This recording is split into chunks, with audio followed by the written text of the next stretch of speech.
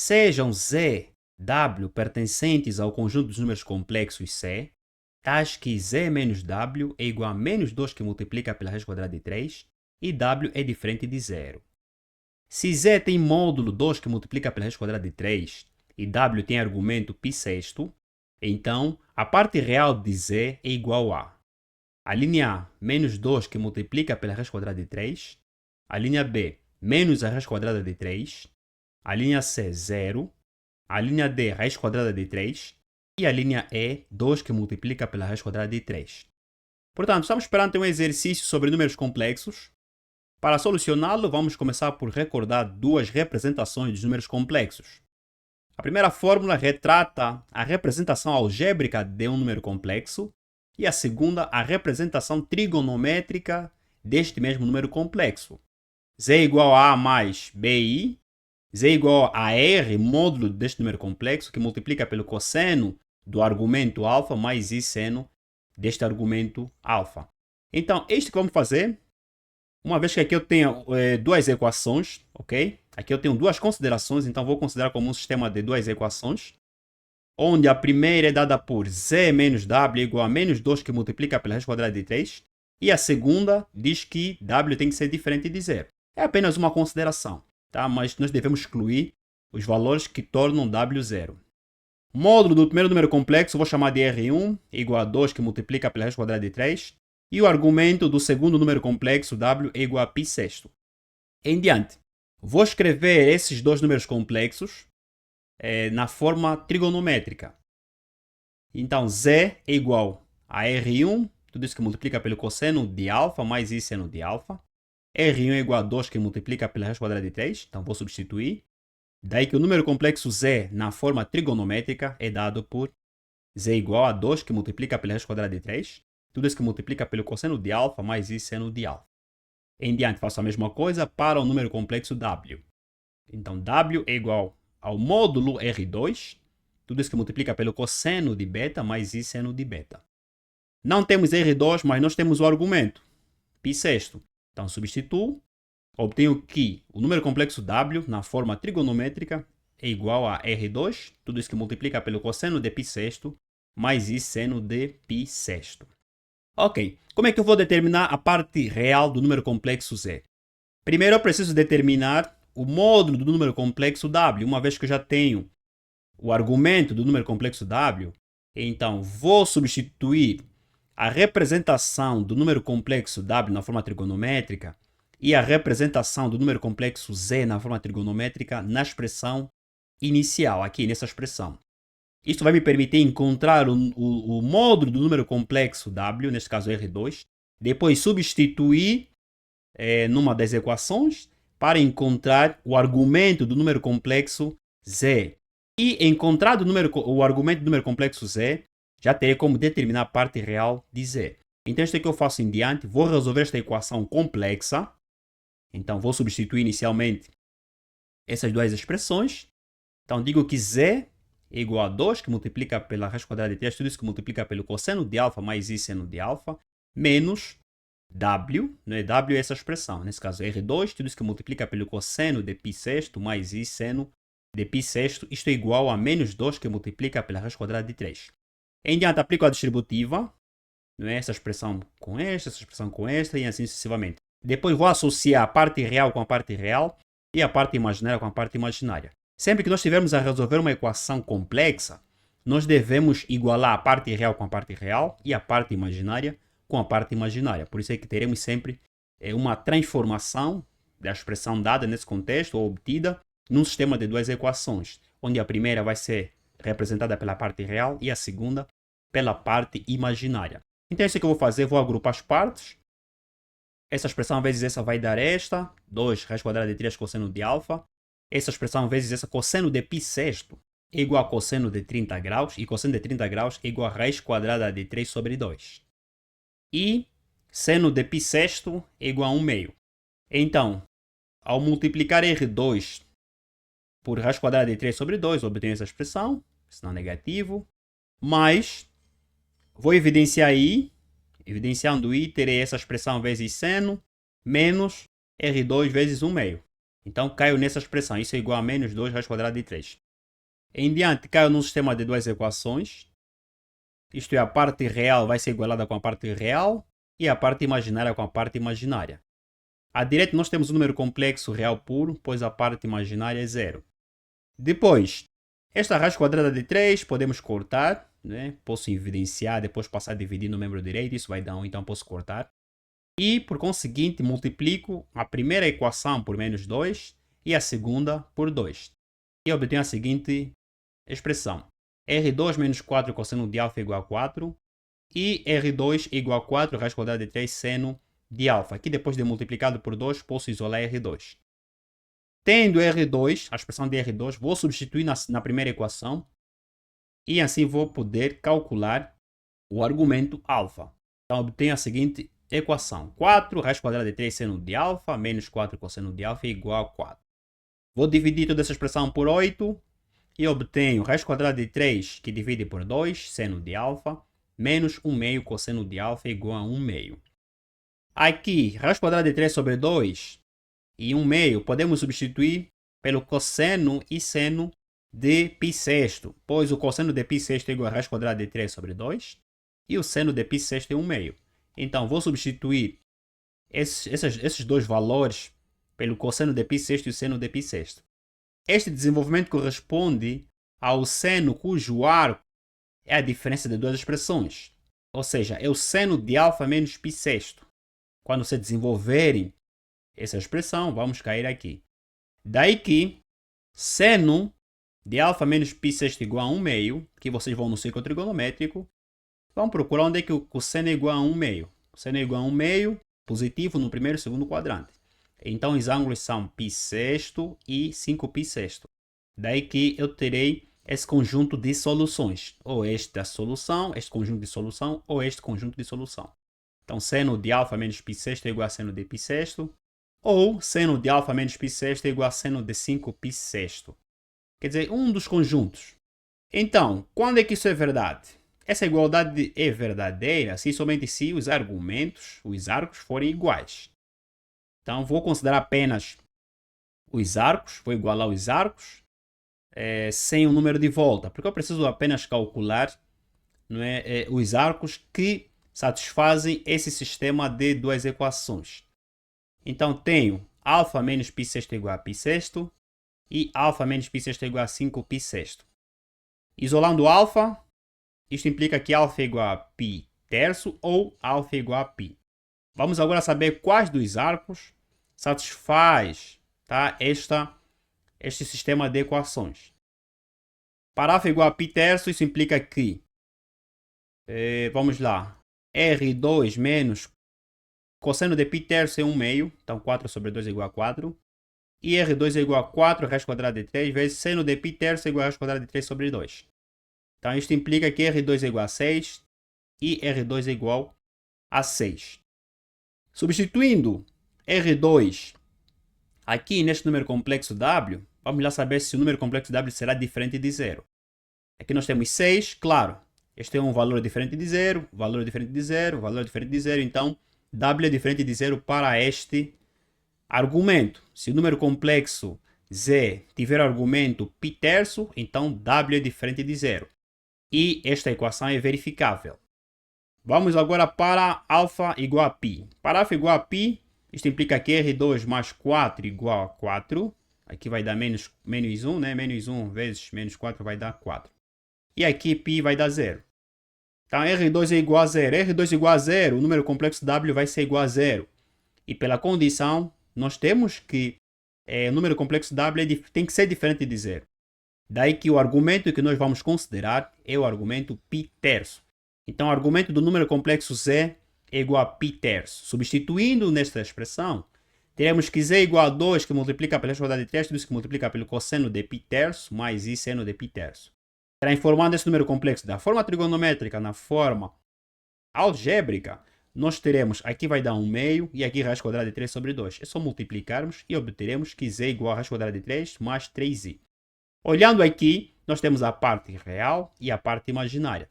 Nós queremos encontrar a parte real de Z, daí que Z, ou R de Z, é este valor aqui, raiz quadrada de 3. Então, como resposta é a linha D. Olhando essas respostas, a linha D é a resposta correta, ok? A parte real do número complexo Z é igual a raiz quadrada de 3. Assim resolvemos a questão número 1. Em diante, vamos resolver a questão número 2. Usando os valores aproximados, log de 13,7 na base 45 é igual a 0,6880. E log de 6.125 na base 45 é igual a 2,2908. A alternativa que mais aproxima a representação decimal de log de 7 na base 45 é a linha A, 0,4886, a linha B, 0,5112, a linha C, 0,5193, a linha D, 0,5224 e a linha E, 0,5385. Portanto, nós temos aqui um exercício muito interessante sobre valores aproximados. Vamos aplicar algumas propriedades dos logaritmos. Este é um exercício muito simples. O que devemos fazer é simplesmente recordar algumas propriedades dos logaritmos. Log de A sobre B na base C ou 10, ou uma base subentendida, é sempre 10, é igual à diferença dos logaritmos. E o log deste produto, em que o logaritmando é um produto, é a soma.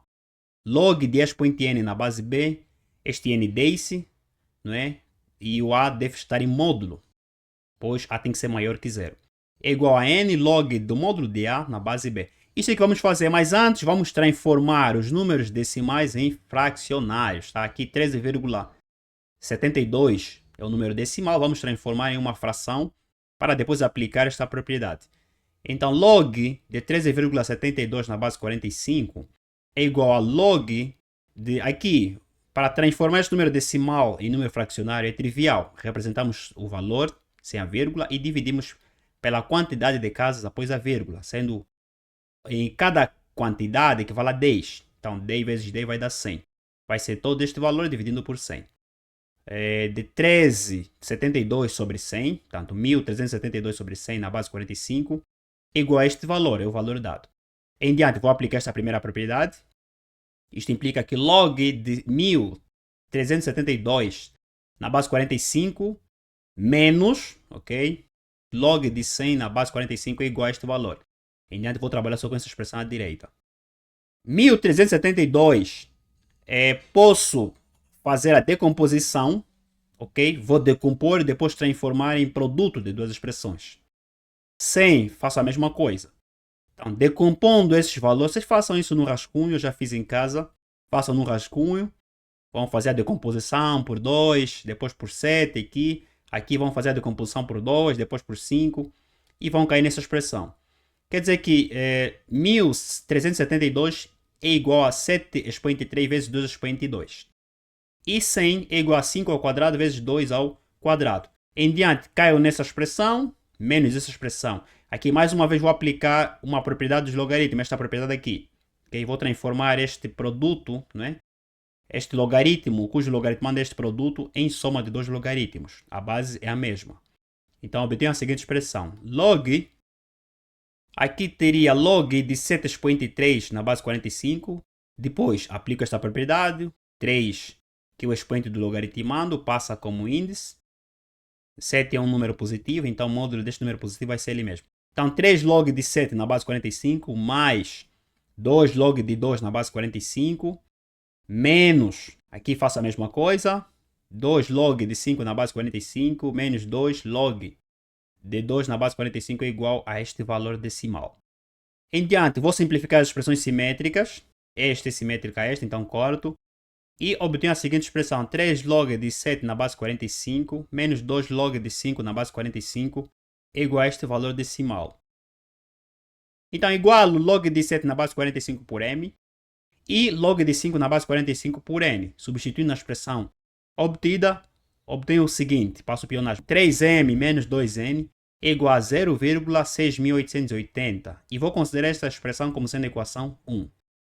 O mesmo faço para a segunda expressão dada.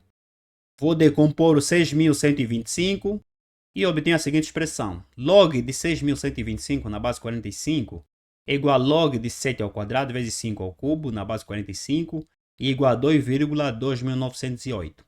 Aplico a mesma propriedade e obtenho que 2 log de 7 na base 45 mais 3 log de 5 na base 45 é igual a 2,2908. Já sei que essa expressão é igual a m, essa expressão é igual a n, então isto implica que 2m mais 3n é igual a este valor. Considere esta equação como sendo a equação 2 e forma um sistema de duas equações. Para resolver o sistema dessas duas equações, há duas incógnitas, m e n, é trivial, mas aqui eu vou aplicar o método de redução-adição. Vou procurar reduzir o n para obter m, uma vez que é m que eu pretendo encontrar. Então, vou eliminar n. Aqui eu tenho 2, aqui eu tenho 3, claro, é só trocar, né? Vou multiplicar a primeira equação por 3, a segunda por 2. E obtenho 9m menos 6n igual a 2,064. E a segunda equação, 4m mais 6n igual a 4,5816. Depois vou cortar e somamos os membros. Então, 9 mais 4 vai dar 13. 13 vezes m vai dar 13m é igual, esta soma vai dar 6,6456. Quero encontrar o valor de n, então isolo m, ok? M é igual a 6,6456 dividido por 13. Mais uma vez, vou transformar este valor em número fracionário. Ou vocês podem realizar divisão diretamente, mas aqui eu vou transformar em número fracionário nesse contexto. Vou dividir este número sem a vírgula por 1, 2, 3, 4, por 10.000, ok? Por 10.000, então vai ser 66.456, que divide por 13 vezes 10.000. E a divisão de 66.456 por 13 é igual, portanto, a 5.112, ok? Quer dizer que 5.112 vezes 13 é igual a este valor. Então, posso representar essa expressão por este produto. Depois vou cortar o 13 e obtenho, portanto, 5.112 dividido por 10.000. Isto é igual a 0,5112. Quer dizer que m é igual a este valor. Isto implica que log de 7 na base 45 é aproximadamente a este valor, 0,5112. Então, nas respostas indicadas, o valor que corresponde ao valor encontrado é a linha B. Como resposta é a linha B, 0,5112. Assim resolvemos a questão número 2. Em diante, vamos resolver a questão número 3. Seja a matriz de ordem 100 por 100, cujos elementos são descritos pela equação a i j é igual a 1 mais 1 menos i, tudo isso que multiplica por 1 menos j. Considere as seguintes afirmações. A primeira afirmação, A é uma matriz simétrica. A segunda afirmação, cada linha da matriz A forma uma progressão aritmética. E a terceira afirmação, A é uma matriz singular. Ou são verdadeiro ou verdadeiras as alíneas. A linha A, apenas a primeira afirmação. A linha B, apenas a segunda afirmação. A linha C, apenas a primeira e a segunda. A linha D, apenas a primeira e a terceira. E a linha E, a primeira, a segunda e a terceira. Portanto, estamos perante um exercício sobre matrizes. Vamos começar por considerar a matriz A como sendo uma matriz de coeficientes A e J, onde I é menor ou igual a 100, J menor ou igual a 100. Portanto, a ordem é 100 por 100, não é 100 vezes 100. E vamos procurar representar isso de uma outra maneira. Se eu evidenciar aqui o sinal para essa expressão e aqui evidenciar o sinal, eu tenho que a i j é igual a 1 mais i menos 1. Tudo isso que multiplica por j menos 1. Então, vou criar aqui contra-exemplos. Ok? Vou analisar cada uma dessas afirmações. Para saber a resposta correta, nós temos que analisar cada uma dessas afirmações. A primeira afirmação, vamos lá. Ela diz que A é uma matriz simétrica. Quando é que uma matriz é simétrica? Uma matriz é simétrica se e somente se os coeficientes, a matriz dos coeficientes A e J for igual a AJI. Ou seja, substituindo I por J e J por I, se essas duas matrizes resultantes forem iguais, então A é uma matriz simétrica. Vamos verificar isso. Vamos determinar a matriz JI. Já temos a matriz dos coeficientes A e J. Então vamos determinar o AJI, substituindo, neste caso, trocando, não é? I por J, J por I. E vou encontrar aqui uma inversão, ok? Como é produto, é comutativo, não é? A vezes B é igual a B vezes A, então posso afirmar que AJI é igual a IJ. Como AIJ é igual a AJI, então a matriz A realmente é simétrica, ok? Sem representar toda a matriz A, porque é uma matriz de ordem 100, 100 vezes 100, então são 100 linhas e 100 colunas, não vamos representar essa matriz, vamos apenas fazer uma análise teórica. Então, a primeira afirmação é verdadeira, A é realmente uma matriz simétrica. A segunda afirmação, cada linha da matriz A forma uma progressão aritmética. Aqui nós precisamos analisar a lei de formação desta matriz. Vamos analisar a expressão dada. Se olharmos bem para essa expressão, se fixarmos uma dessas variáveis, nós teremos que realmente vamos cair numa equação afim, numa equação do primeiro grau, se fixarmos uma dessas letras, I ou J. Mas aqui vamos lá, vamos fixar I. Vamos fixar I, nesse contexto vou multiplicar J vezes essa expressão, menos, nesse contexto 1 vezes essa expressão, ou mais menos 1 vezes essa expressão. Então obtenho AIJ igual a I menos 1, que multiplica por J, menos I menos 1 mais 1. Então fixei I, ok? Vou fixar I e vou procurar variar J. Então, se olharmos para esta equação, esta é uma equação do primeiro grau, não é? Com variável J, ok? Aqui eu vou variar J e vou ver que essa expressão vai, nesse caso, ou aumentar ou diminuir. Então vou ter aqui uma equação afim, uma equação do primeiro grau. E se substituirmos os valores, tanto de J de forma linear, vamos lá atribuir valores de J de forma linear. Para J igual a 1, eu terei A e 1 igual a 1, J igual a 1, né? Vou cortar, A e J igual a 1. Para J igual a 2, A e 2 é igual a I, vamos lá, 2, que 2I menos 1, vai, menos I menos 1, isso é igual a I menos 1, depois simplifico, é igual a I. Vocês podem verificar isso em casa, ok? Com muita paciência. Vamos lá, J, e para J igual a 3, obtenho que A e 3 é igual a 2I menos 1. O que eu obtenho aqui? Eu estou aqui a obter, não é? Vamos lá, primeiro termo, segundo termo, terceiro termo. Estou aqui a obter uma certa sequência. Que tipo de sequência é essa? Para saber se é uma PA ou uma PG, primeiro, para saber se é uma PA, eu tenho que subtrair este termo aqui, sucessor, pelo antecessor. E assim sucessivamente. E eles devem ser iguais. Vamos lá, 2i menos 1 menos i, portanto, isto vai dar i menos 1. I menos 1 é igual a i menos 1. Então, realmente, os termos obtidos, não é, pela variação de J, que são termos das linhas, das diferentes linhas, formam realmente uma progressão aritmética, ok? Então, posso dizer que cada linha da matriz A forma uma progressão aritmética. Isso porque nós fixamos uma das letras e variamos linearmente, não é, a outra letra, neste caso J.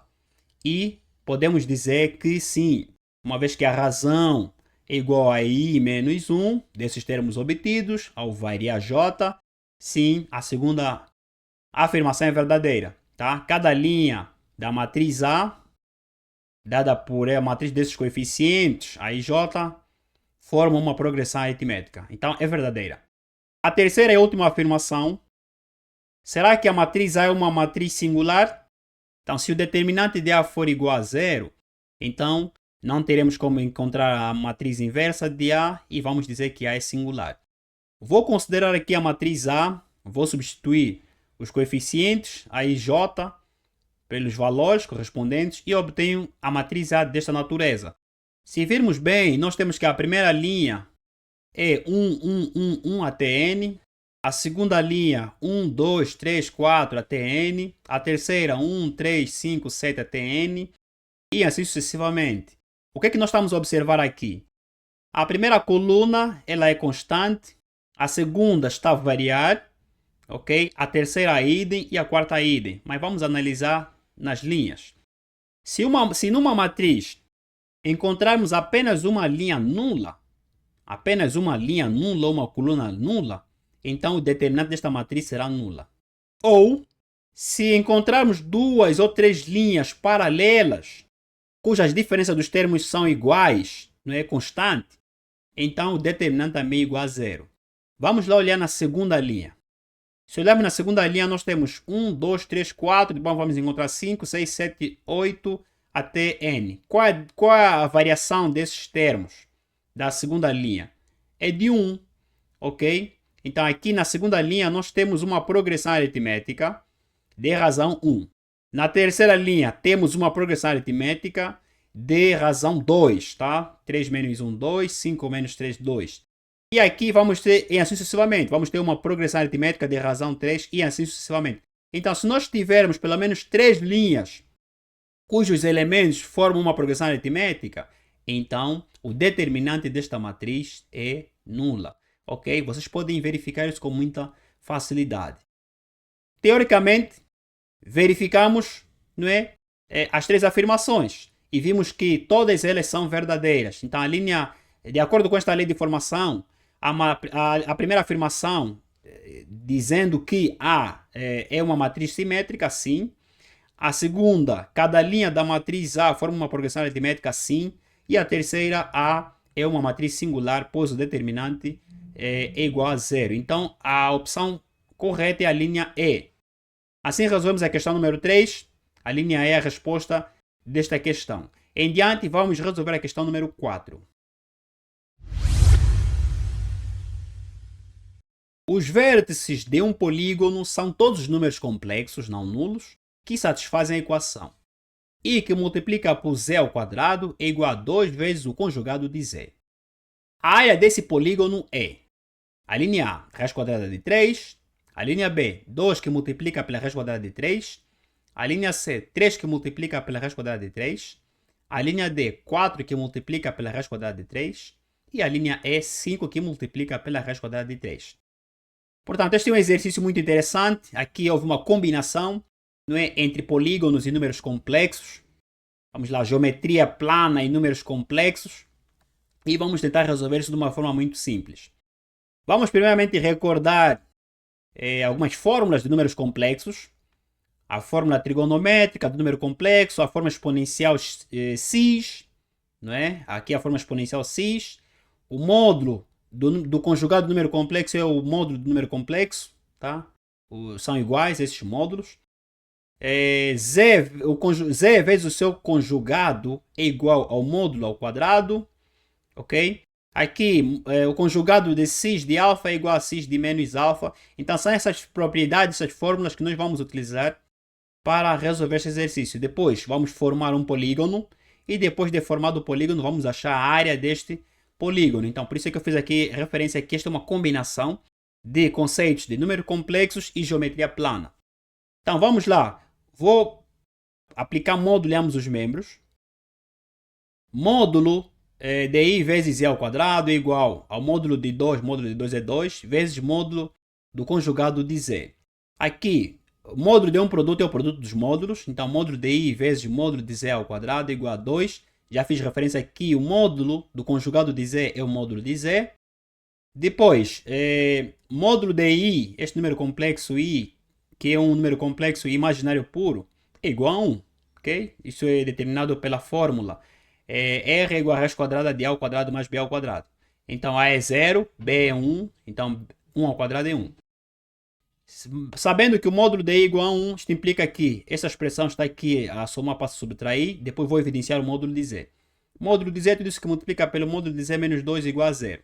Aqui, lei do anulamento do produto. Dois produtos são nulos se somente se apenas um deles for nulo. Okay? Então, é trivial representar isso sobre uma forma de conjunto de soluções. Módulo de z igual a 0 ou, não é, z, módulo de z menos 2 igual a 0. Aqui eu representei em vermelho por quê? Porque ela aqui está a dizer que os vértices de um polígono são todos números complexos não nulos. Quer dizer que z tem que ser diferente de 0. Então, se o módulo de z é igual a 0, isso implica que z é nulo. Tá? E eu não quero que z seja nulo. Ok? Então, digo que para essa expressão aqui, z tem que ser diferente de zero, tá? Quer dizer que essa expressão não pode ser igual a zero. Então digo que z é diferente de zero e a segunda vou isolar módulo de z. Módulo de z é igual a 2, ok? Então o módulo de z tem que ser igual a 2 e não 0. E substituindo o módulo do número complexo aqui, obtenho o número complexo na forma trigonométrica. Z é igual a 2, tudo isso que multiplica pelo cosseno de alfa mais i seno de alfa. Em diante, vou transformar este número complexo da forma trigonométrica para a forma exponencial x. Então, obtenho que z na forma exponencial x é igual a 2, de acordo aqui com esta propriedade, esta fórmula, é igual a 2x de alfa, e o conjugado é igual a 2x de menos alfa.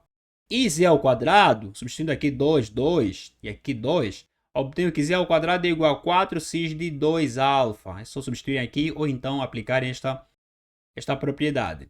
Em diante, vou substituir z ao quadrado por essa expressão, z por essa expressão e conjugado de z por essa expressão. E obtenho a seguinte expressão. 4i x de 2 alfa, então estou a substituir aqui nessa expressão inicial, uma vez que eu quero encontrar todos os números complexos não nulos que satisfazem essa equação, então, obtido o número complexo, eu tenho que substituir para saber quais são os argumentos que verificarão esta igualdade. Então, 4x de 2 alfa é igual a 4x de menos alfa. Vou cortar o 4. Esse x de menos alfa está aqui a multiplicar, vai passar a dividir. E está a multiplicar, vai passar a dividir. Então, obtenho a seguinte expressão. X de 2 alfa que divide por x de menos alfa é igual a 1 sobre i. Aqui eu tenho a divisão de dois números complexos na forma exponencial x. O que eu faço? Vou, portanto, subtrair os argumentos. Que x de 2 alfa menos alfa, isso vai dar mais alfa, não é igual, aqui vou multiplicar e dividir por i. I ao quadrado é igual a menos 1, então obtenho menos i. Aqui x de 3 alfa é igual a menos i, ok? Se olharmos para este número complexo menos i, qual será o argumento deste número complexo? Este é um número complexo imaginário puro. Primeiramente, vocês deveriam calcular. Vamos lá, calcular o módulo, depois o argumento. Ou então vão no ciclo trigonométrico, ok? No eixo imaginário. Aqui vocês têm que a parte imaginária é igual a menos 1. A parte imaginária sendo menos 1 significa que eles encontram-se aqui, ok? Abaixo, porque aqui acima é 1 e abaixo é menos 1. Então qual é o arco que corresponde a menos 1? Não é? É 3π, ok? Uma vez que o cosseno aqui é 0, não é? Então é o seno de 3π, pois seno de 3π é igual a menos 1. Então, o argumento deste número complexo, né, é igual a 3π, ok? Então, posso dizer que x de 3 alfa, depois transformar este número complexo na forma exponencial x, é igual a x de 3π. X de 3 alfa é igual a x de 3π. Então, o que é que eu vou fazer em diante? Aqui eu posso igualar os argumentos, muito rapidamente, igualo os argumentos e adiciono por 2πk. Ok? E em diante vou resolver normalmente.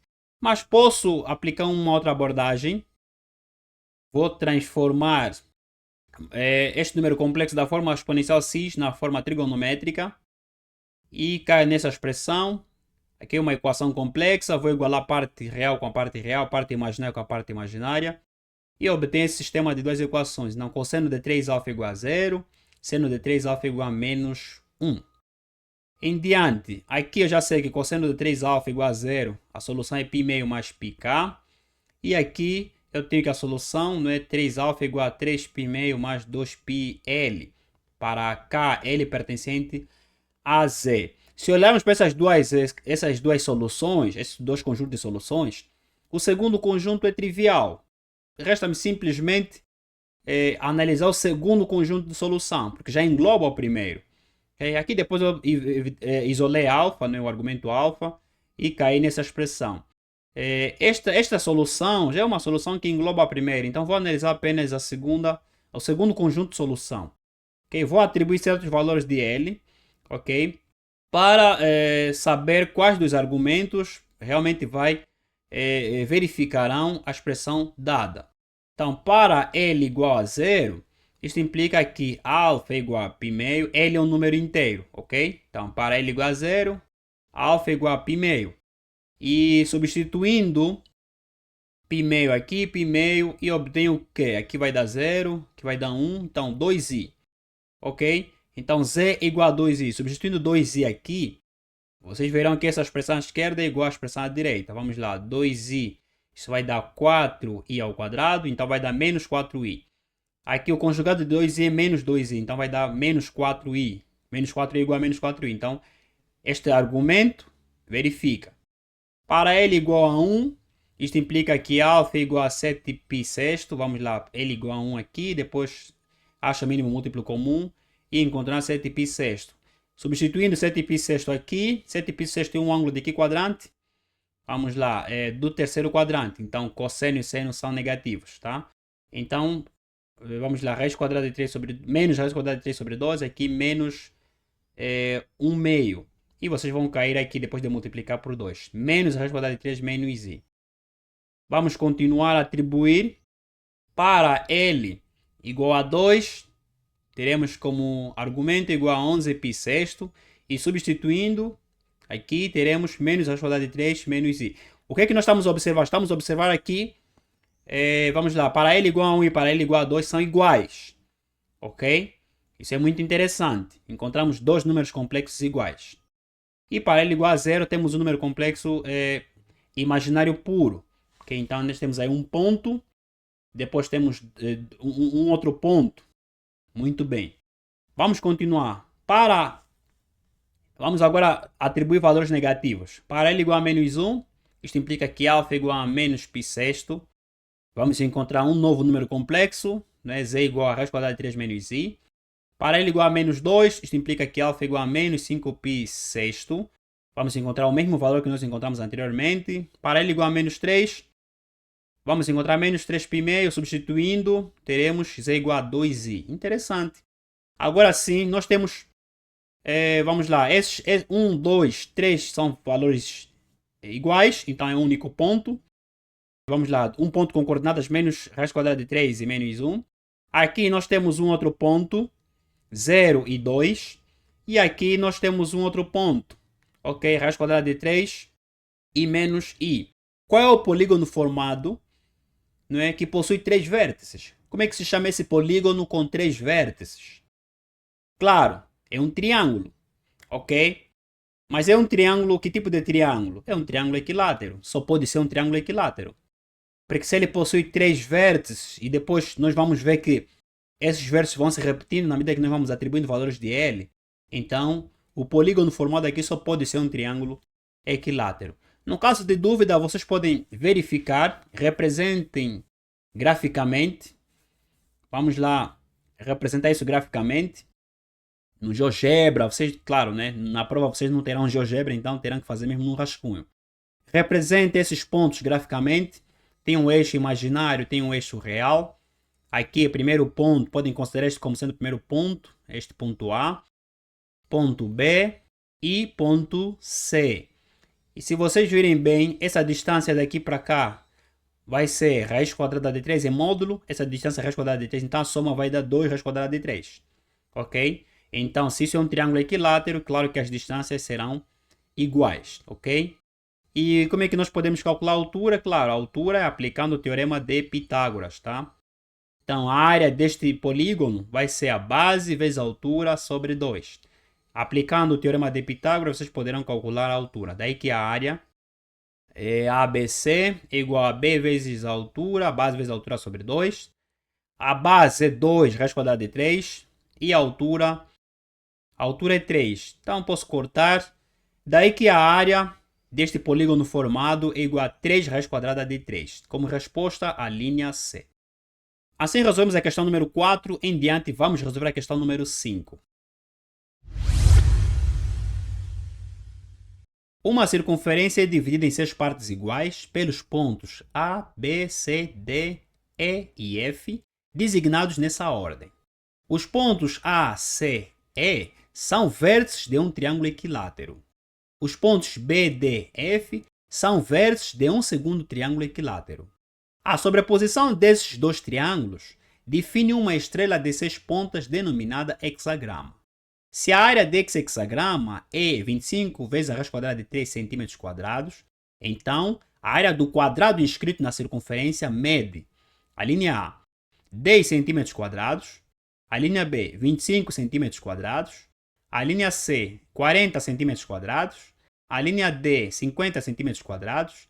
E a linha E, 75 centímetros quadrados. Portanto, nós temos aqui um exercício muito interessante, exercício sobre geometria plana. Claro, você no teste deve fazer uma leitura de modo a compreender. Esse é um exercício muito interessante, mas conhecendo alguns conceitos de hexagrama, de divisão de circunferência em 6 partes iguais. Portanto, quando nós dividimos a circunferência em 6 partes iguais, vamos encontrar um hexágono. Ok? Hexágono é este polígono com 6 lados iguais. E ao dividir, ao unir esses vértices, não é? Vamos formar dois triângulos equiláteros. E o resultado desta interseção, desta sobreposição desses dois triângulos equiláteros, vai gerar um hexagrama, cuja área é este valor. Então vamos começar por esboçar o gráfico. Portanto, recordando esses conceitos e esboçando o gráfico, aí você vai ter uma mínima ideia como é que você pode resolver este exercício. Então vamos lá, este é o esboço do nosso gráfico. Nós temos uma circunferência. Vamos dividir essa circunferência em 6 partes iguais para formar, portanto, um hexágono, ok? Então tenho uma parte, 2, 3, 4, 5, 6. Todas essas partes são iguais, ok? Então este vértice vou chamar de A, B, C, D, E e F. Depois, os pontos A, C, E são vértices de um triângulo equilátero. Então vou unir os pontos A, C, E, formando assim um triângulo equilátero. Este é o meu primeiro triângulo equilátero. Depois, os pontos B, D e F são vértices de um segundo triângulo equilátero. Mais uma vez, vou unir os pontos B, D e F, vou formar um triângulo equilátero. A sobreposição desses dois triângulos, não é, define uma estrela de 6 pontas. Temos aqui uma ponta, 2, 3, 4, 5, 6. São 6 pontas. E unindo somente essas pontas, esta figura formada é que eu vou chamar de hexagrama. Ok? E a área desse hexagrama já é um valor dado. 25 vezes a raiz quadrada de 3. Depois, vou inscrever mais um quadrado nessa circunferência. Vou inscrever mais um quadrado e a figura vai ficar bem interessante. Ok? Inscrevendo mais um quadrado de lado L, qual será a área deste quadrado? Isso é o que me pedem. Então, sabendo que o hexagrama tem lado X, o hexágono tem lado A, todos os lados do hexágono são iguais, né? Então A. O mesmo vai acontecer para o hexagrama. Este lado aqui mede X e assim sucessivamente, pois os triângulos formados aqui são triângulos equiláteros. E do centro até a extremidade do quadrado, ou do centro até a extremidade do círculo, ou do hexágono, ou do hexagrama, é que eu chamo de raio. Então, como é que eu vou solucionar esse exercício? O que eu preciso aqui encontrar é o raio, ok? Encontrado o raio deste círculo, eu poderia calcular, nesse caso, a área deste quadrado, ok? Encontrado o raio, vou poder calcular o lado, e encontrado o lado, vou calcular a área deste quadrado. Mas antes, eu tenho que determinar o lado do hexagrama. Então, vou representar somente o hexagrama. Vou representar separadamente o hexagrama, que já possui uma certa área. Eu já sei que este lado mede X. Aqui vai ser a altura somente, vou pegar somente este triângulo aqui, vou representar esta altura, H. Aqui é o raio vai ser a distância, não é essa distância daqui até aqui, ok? Do centro até a extremidade é o raio, e do centro até aqui é o raio. Então o diâmetro nesse contexto vai ser a soma dos raios. E o que isso indica? Isso indica que para este triângulo aqui, eu tenho aqui um triângulo. Vamos olhar aqui, tem muita atenção. Aqui eu tenho um triângulo. Então o raio vai ser a altura deste triângulo. E aqui também eu tenho que o raio será a altura deste triângulo. Ok, ficou fácil agora, né? Então tenho esse lado aqui. Esse lado eu já conheço, é x. Então esta metade aqui é x sobre 2. Então posso calcular a altura deste triângulo, aplicando o teorema de Pitágoras. Mas vamos lá recordar a área deste hexagrama. Eu retirei esse hexagrama, separei, depois dividi, né, fui unindo mais os vértices e formei quantos triângulos equiláteros. Ok? Porque a área desse hexagrama vai ser uma certa quantidade de triângulos equiláteros. Vai ser a soma das áreas deste triângulo equilátero. São quantos triângulos equiláteros? Vamos lá. 1, 2, 3, 4, 5, 6. Então aqui dentro também tem um 6, ok? 1, 2, 3, 4, 5, 6. São 12. Então a área deste hexagrama é igual a 12 vezes a área do triângulo equilátero. É a soma dessas áreas. E qual é a fórmula da área do triângulo equilátero? Aqui eu posso calcular, como eu posso simplesmente recordar. Vai ser x ao quadrado, né? O lado ao quadrado, vezes a raiz quadrada de 3 sobre 4. Então, esta é a área do triângulo equilátero. Se tiver dúvida, é só você retirar este triângulo, ok? Aplicar o teorema de Pitágoras, x ao quadrado igual a h ao quadrado mais x ao quadrado sobre 4. Isola h ao quadrado, você terá x ao quadrado menos x ao quadrado sobre 4. Então, achando o mínimo múltiplo comum, terá 4x ao quadrado menos x ao quadrado sobre 4. Então, h é igual, portanto, a raiz quadrada de 3, não é? Sobre 2 vezes x, ok? A base é x, então você terá a raiz quadrada de 3 sobre 2 vezes x, que divide por 2. Base vezes altura sobre 2. Daí que você vai cair nesta fórmula, tá? Vai cair nessa expressão. A área do triângulo equilátero vai ser, nesse contexto, o lado ao quadrado vezes a raiz quadrada de 3 sobre 4. Em diante, posso substituir aqui. E então, a área do hexagrama é igual a 3 que multiplica pela raiz quadrada de 3 vezes x ao quadrado. Então, é só substituir aqui. 12 dividido por 4 vai dar 3. Então, obtive a área do hexagrama. Só que essa área do hexagrama no exercício já me foi dada. Tá? Essa área já foi dada. É 25 raiz quadrada de 3. Então, substituo e isolo x. Tá? Vou cortar. Então, x é igual a 5 sobre a raiz quadrada de 3. Ok? X ao quadrado é igual a 25 sobre 3. Então, x é igual, escolhendo a parte positiva apenas, né? A distância é positiva, é igual a 5 sobre a raiz quadrada de 3. Aqui vou racionalizar, multiplicar e dividir pela raiz quadrada de 3 e obtenho que x é igual a 5 raiz quadrada de 3 sobre 3. Já encontrei o lado, não é? Portanto, deste triângulo equilátero, ou dos triângulos equiláteros, não é? Desse hexagrama, igual a este valor. Tendo este lado, ok? Posso encontrar, nesse contexto, o raio. Porque este raio vai ser a altura deste triângulo equilátero, ok? Então, se este lado mede x, este lado mede x, quanto é que vai medir este lado? Também x. Então, aqui vai ser x mais x, aqui vai ser 2x. E esse lado vai ser x. Aqui vou aplicar mais uma vez o teorema de Pitágoras. Então, 2x ao quadrado é igual a x ao quadrado mais r ao quadrado. Vou isolar r, quero encontrar r.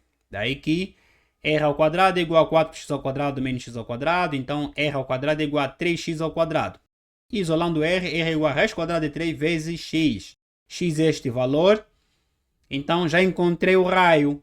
Tendo o raio, ok? Tendo este raio, agora vou representar somente a circunferência e o quadrado inscrito nessa circunferência. Tem um raio. Então, como é que eu posso determinar a área? Primeiro vou determinar o lado. Essa distância aqui vai ser 2r. Essa distância é o lado. Claro, aplica Pitágoras. Ok? Então, 2r tudo isso ao quadrado é igual a l ao quadrado mais l ao quadrado. Então, lado é igual, portanto, a 4r ao quadrado, que eu vou cortar, né? O lado ao quadrado vai ser 2 vezes r ao quadrado. R ao quadrado é igual a 3x ao quadrado. Então, L é igual a raiz quadrada de 6 vezes x. X é este valor aqui, ok? Então, tem um lado, claro, a área deste polígono, que é trivial, é o lado vezes o lado, né? L ao quadrado, ok? É o lado ao quadrado. E substituindo, terei o quê? Terei que a área deste polígono, né? Deste quadrado inscrito, é igual a 6 vezes x ao quadrado. X ao quadrado é igual a 25 sobre 3. Então, a área é igual a 6 vezes 25 sobre 3. 6 dividido por 3 vai dar 2. 2 vezes 25 é igual a 50. Então, a área do quadrado inscrito nesta circunferência, dividida em 6 partes iguais, é igual a 50 centímetros quadrados. Então, a resposta correta é a linha D. Assim resolvemos a questão número 5. Se tiveres uma ideia diferente, pode escrever nos comentários. Uma dúvida, também pode escrever nos comentários. Em diante, vamos resolver a questão número 6. Considere as seguintes afirmações. Primeira afirmação. Um cubo possui uma secção plana dada por um pentágono. Segunda afirmação. Sejam alfa, beta e eta três planos distintos, 2 a 2 concorrentes. Sejam R a reta interseção de alfa e beta, S a reta interseção de beta e eta, e T a reta interseção de alfa e eta. Se R, S e T são 2 a 2 paralelas distintas, então existe uma única reta paralela a R que dista igualmente de alfa, beta e eta. E terceira e última afirmação, dois planos secantes são perpendiculares se toda reta de um deles for perpendicular a outro plano. E ou são verdadeiro ou verdadeiras as seguintes afirmações: afirmação A, afirmação B, afirmação C, afirmação D ou afirmação C. Portanto, estamos perante um exercício sobre geometria plana.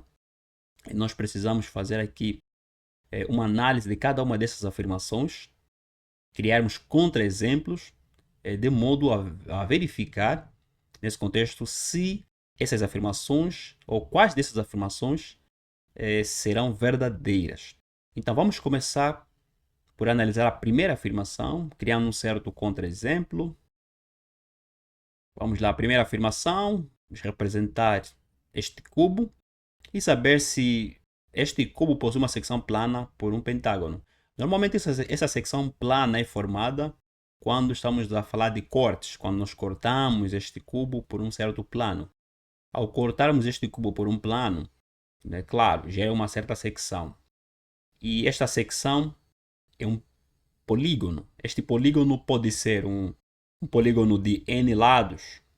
Okay? Então, nesse contexto, pode ser um pentágono, pode ser um quadrilátero, pode ser decágono, etc, etc. Okay? Este polígono pode ser, esta secção plana pode ser qualquer polígono. Então, se idealizarmos os pontos I, J, K, L, M e unirmos esses pontos, nós teremos a formação deste pentágono, ok? São 5 lados. Então, realmente, esta afirmação é verdadeira. Vamos em diante analisar a segunda afirmação. Vamos lá representar aqui um pequeno esboço para a segunda afirmação. Eu sei que os planos eles são infinitos, mas eu vou representar isso em 2D, ok? Não 3D. Vamos lá, 2D, eu vou ter um ponto. A interseção dessas duas retas vou ter um ponto. Mas em 3D, em 3 dimensões, a interseção de dois planos vai gerar uma reta. Então aqui eu vou considerar que este ponto é uma reta, a reta R, a interseção, a interseção dos planos alfa e beta vai gerar reta R.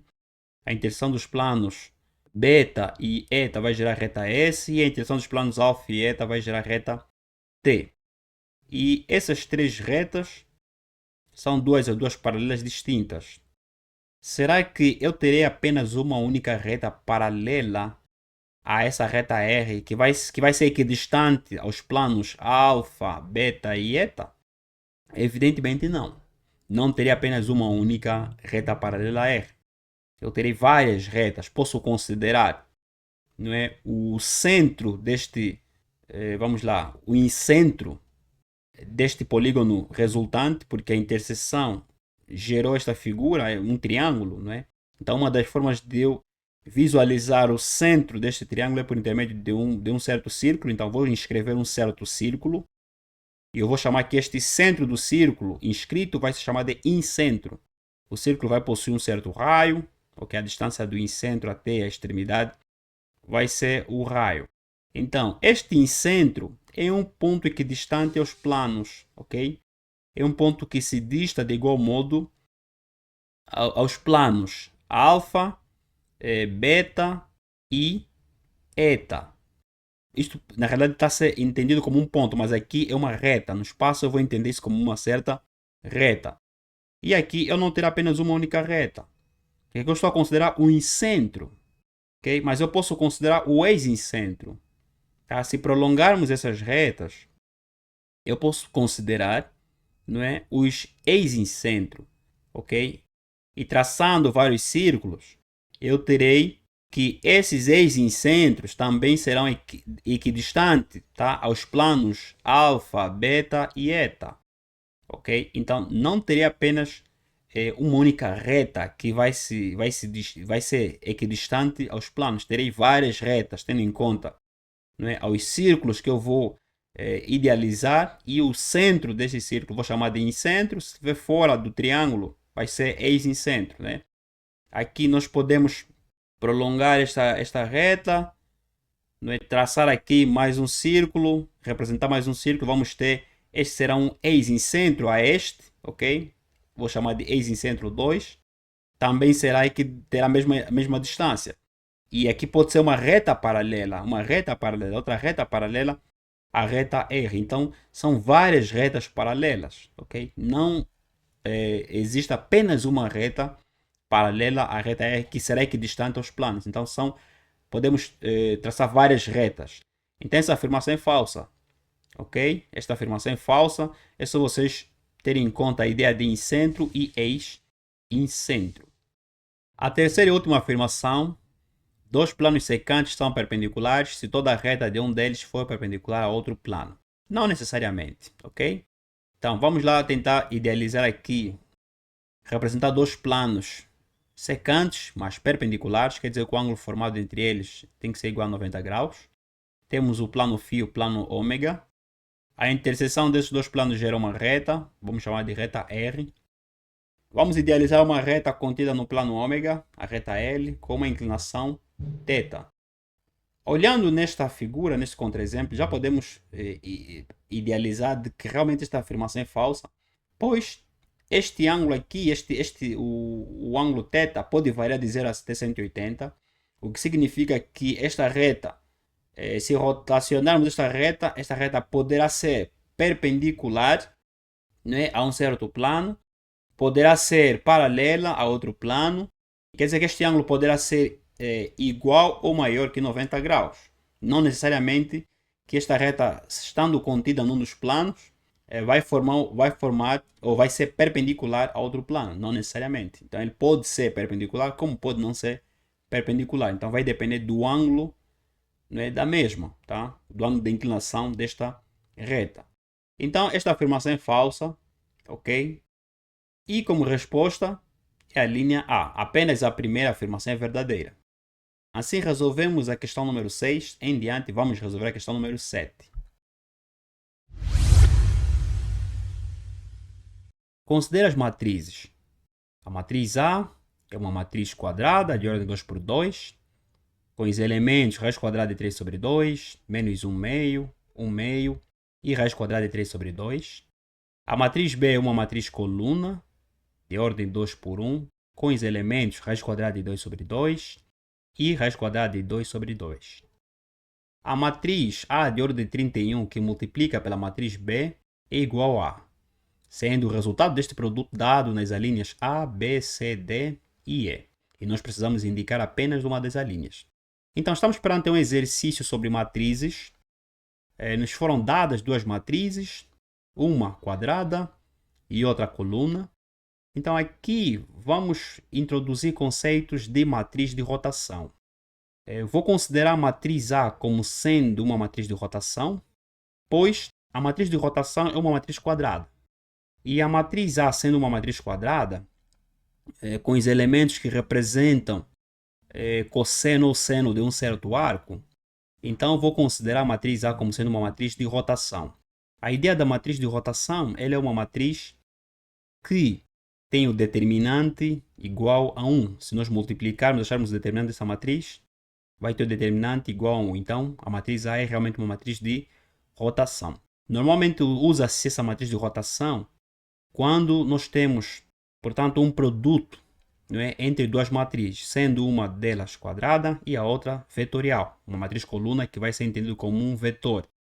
E a ideia vai consistir em rotacionar este vetor desta direção para uma nova direção, em função do ângulo, não é, desta matriz de rotação. Okay? Vamos transladar este vetor, não é, neste plano cartesiano, neste contexto, de um quadrante para o outro quadrante. Esta é basicamente a ideia física.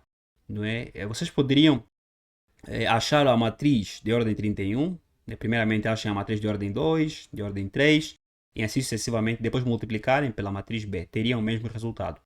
Mas é muito mais rápido introduzirmos esse conceito físico, não é, de matriz de rotação. Tanto uma matriz de rotação em um plano de ângulo φ, ou θ, ou alfa. E neste caso esse ângulo vai ser em função desses valores desta matriz, em função dos elementos desta matriz. Então, vou começar por considerar o cosseno ou seno de um certo arco que vai resultar nesses valores. Então, nesse contexto, raiz quadrada de 3 sobre 2, claramente que é o cosseno de 30 graus. Seno de 30 graus é igual a 1 meio. E cosseno e o seno de 45 graus é igual a raiz quadrada de 2 sobre 2. Então, a direção deste vetor B é 45 graus. Nosso objetivo vai consistir em rotacionar este vetor de 45 graus para uma nova direção, em função desta matriz de rotação.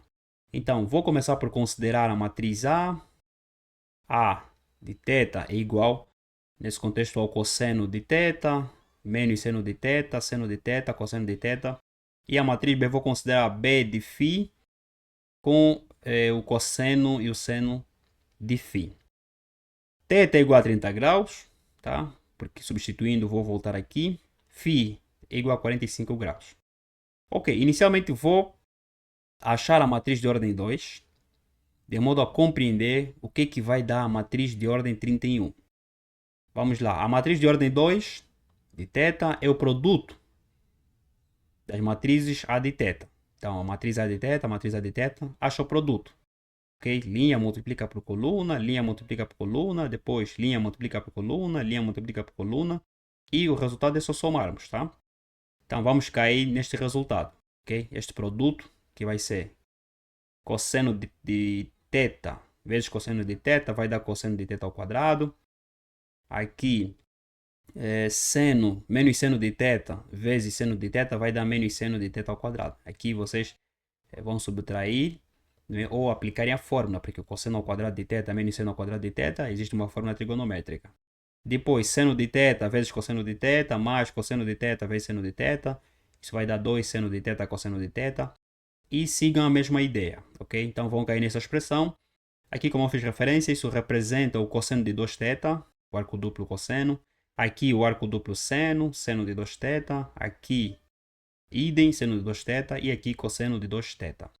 O que nós estamos a observar? Qual é o padrão? Podemos até parar de multiplicar ou achar as ordens das matrizes, pois nós já temos aqui um padrão. A de ordem 1 de θ é igual a cosseno de θ menos seno de θ, seno de θ, cosseno de θ. Quer dizer, 1 vezes θ, no argumento das expressões trigonométricas. E a matriz A de ordem 2, nós temos aqui 2 vezes θ. Então, quanto é que vai dar a matriz A de ordem 3? Vai dar 3θ, né? Cosseno de 3θ, menos seno de 3θ, seno de 3θ, cosseno de 3θ. Então, este é o padrão. Isso quer dizer que a expoente 31 é a rotação de ângulo n vezes, nesse contexto, 30, ok? N vezes θ. Então, basta multiplicarmos o argumento das expressões trigonométricas por 31 vezes 30 graus. Aí teremos, então, a matriz de ordem 31. Então, a expoente n de θ é a matriz de rotação de ângulo nθ. Okay? Então, vamos simplesmente multiplicar, não é, o argumento com o expoente. Isso implica o quê? Isso implica que A de ordem 31 de argumento 30 graus é igual a cosseno, vamos lá, 31 vezes 30. 30 vezes 31, não é? Vai dar 930 graus. Então, cosseno de 930 graus, menos seno de 930 graus, seno de 930 graus e cosseno de 930 graus. Em diante, vou reduzir este ângulo, uma vez que tenho simplesmente, vamos lá, no círculo trigonométrico 0, 90, 180, 270 e 360. Então, vou dividir esse ângulo por 330 e terei como resto, o resto vai dar 210. Então, o seno de 930 equivale ao cosseno de 210 e o seno de 210. Daí que A de ordem 31 de 30 graus é a rotação não é, de 210 graus e em diante. Se eu já tenho a rotação, agora eu preciso, não é, nesse contexto, aplicar esta rotação para este vetor. Então, tenho o vetor B com esta direção de 45 graus. Então, vou rotacionar em função deste ângulo de 210 graus. Okay? Vou mudar de direção este vetor B. Portanto, esta é a ideia física, né, do produto de duas matrizes, sendo uma matriz quadrada e outra matriz coluna, que eu vou chamar de vetor. Então, beta, vou considerar um novo ângulo beta, porque depois de rotacionar este vetor B terei uma nova direção. Então, vou chamar de beta igual, vou adicionar nesse sentido anti-horário, ok? 45 graus mais 210 graus é igual a 255 graus. Então, este produto dessas duas matrizes é igual, portanto, a uma matriz coluna de ordem 2 por 1, cujos elementos são cosseno de 255 graus e seno de 255 graus. 255 graus é igual a 180 graus mais 75 graus. Se desenvolvermos o cosseno desta soma, que teria cosseno de 180 graus vezes cosseno de 75 graus e menos, né, aí seno de 180 vezes seno de 75, isso vai dar zero. Então aqui eu teria menos cosseno de 75 graus. Para o seno, aqui seno de 180 graus vezes cosseno, que vai dar zero, então ficaria com menos seno, não é, de 75 graus. 75 graus, aqui mais uma vez vou transformar isso em soma, isto é 30 mais 45 graus. E aqui vamos mais uma vez desenvolver, isso vai dar cosseno de 30 vezes cosseno de 45, menos seno de 30 vezes seno de 45. Aqui vocês desenvolvem seno de 30, cosseno de 45, mais seno de 45 vezes cosseno de 30. E, resumidamente, vocês vão encontrar, ok, este valor. Quer dizer que o produto entre a matriz A de ordem 31 e a matriz B é igual a menos a raiz quadrada de 2, que multiplica pela raiz quadrada de 3 menos 1, que divide por 4. Ok, primeiro elemento. E o segundo elemento, menos a raiz quadrada de 2, tudo isso que multiplica por 1, mais a raiz quadrada de 3, que divide por 4. Então, o produto dessas duas matrizes deu uma matriz coluna de ordem 2 por 1. Portanto, esta é a resposta da questão número 7. Nós resolvemos essa questão número 7 utilizando o conceito de matriz de rotação. Então, a resposta correta é a linha A. Assim, resolvemos a questão número 7. Em diante, vamos resolver a questão número 8. Seja P de x igual a x ao cubo mais bx ao quadrado mais 6x mais d um polinômio com coeficientes reais.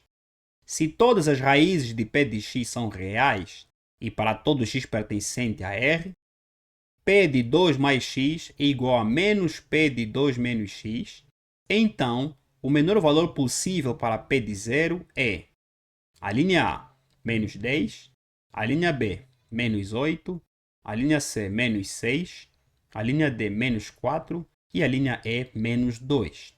Portanto, estamos perante um exercício sobre polinômios. Então, qual é o procedimento que nós vamos utilizar para resolver este exercício? Vou começar por considerar as condições dadas. Então, vou substituir 0 na expressão inicial, neste polinômio, e aqui nessa expressão dada. Então, vamos lá, P de 0, substituindo aqui 0, 0, 0, isto é igual a D. Então, P de 0 é igual a D. Então, aqui já simplifiquei. Quer dizer que encontrando o valor de D, encontrarei o valor do polinômio em 0. Muito bem, esta vai ser a primeira equação. A segunda equação, substituindo 0 aqui, terei P de 2 igual a menos P de 2. Muito interessante. Vamos agora à terceira equação. Eu aqui voltei a substituir um valor. Tá? O valor é 2. Tá? Vamos lá, P de 2, que vai ser P de 4, 2 mais 2, 4, né? P de 4 é igual a menos P de 0. Então, isso indica o que? Isso indica que 2, x igual a 2 também é uma raiz. Ok? Porque igualou essas duas expressões. Depois, essa expressão está aqui a subtrair, vai passar no membro esquerdo a somar. Aqui, vamos lá. Também vou passar essa expressão a subtrair no membro esquerdo a somar. Então, aqui eu teria P de 0 igual a D. E aqui teria P de 2 mais P de 2 é igual a 2P de 2. Então, P de 2 é igual a 0. É isso que eu fiz referência. O 2 é uma raiz, por quê? Porque igualando este polinômio a 0, o 2 vai verificar. Ok? Então, 2 é realmente uma raiz. Então, P de 2 é igual a 0. E P de 4 mais P de 0 é igual a 0. Em diante, vamos lá.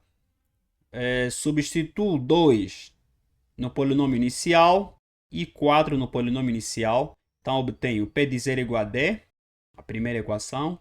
A segunda, vamos substituir para x igual a 2. Aqui teria 8 mais 4 mais 2c mais d igual a 0. E substituindo 4 na expressão inicial, teria 4 ao cubo, vai ser 64, 4 ao quadrado 16, então 64 mais 16b, mais 4c, mais 2d igual a 0. Por que 2d? Aqui eu tenho P de 0 é igual a d, então d mais esse d é igual a 2d. Depois, vou dividir a terceira equação por 2 e obtenho P de 0 é igual a D, este sistema de três equações, né? P de 0 é igual a D, a segunda equação desta forma, e a terceira equação, 32 mais 8B mais 2C mais D igual a 0. O que é que eu vou fazer aqui? A minha ideia vai consistir em encontrar o valor de D. Okay? Para encontrar o valor de D, eu tenho que resolver esse sistema de três equações. Há quantas incógnitas? Vamos lá, B, C, D. Ok? Há três incógnitas. Interessante. Aqui é trivial. Vou subtrair a terceira, né, e a segunda. Ou seja, vai ser a terceira menos a segunda. Então, obtenho 32 menos 8 é igual a 24. 8b menos 4b é igual a 4b. Aqui vou simplificar, serão expressões simétricas. Isto é igual a 0. Isto implica que b é igual a menos 24 sobre 4. Menos 24 sobre 4 é igual a menos 6. Já encontrei o valor de B. Então, tenho aqui o valor de B. Resta encontrar o valor de C e o valor de D. Então, o que eu vou fazer? Eu vou substituir, ok? Na segunda equação, vou substituir o valor de B na segunda equação.